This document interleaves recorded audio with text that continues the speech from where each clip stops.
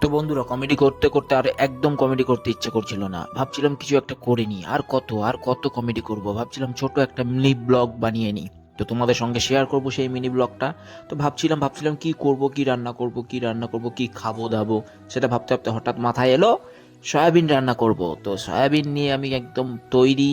Soybean ভেজে নিয়েছি, একদম ভেজে নিয়ে লঙ্কা শঙ্কা হাবি জাবি মশলা, মিট মশলা, টিট মশলা, যা যা মশলা লাগে সব কিছু দিয়ে আমি বসিয়ে দিয়েছিলাম। তো অনেকক্ষণ ভাজার পরে আমার সয়াবিন প্রায় তৈরির দিকে। তখন তখন যখন অতিরিক্ত ফুটছিল, তখন আমি লবণ হলুদ সব মশলা টশলা দিয়ে, একদম সব মশলা দিয়ে, তারপরে আমি অনেকক্ষণ বসিয়ে ফুটছিল, তারপরে আমি দিয়ে দিয়েছিলাম হচ্ছে সর্ষের গুঁড়ো, সর্ষে বাটা বা সর্ষের গুঁড়ো, তোমরা যেটাই দাও।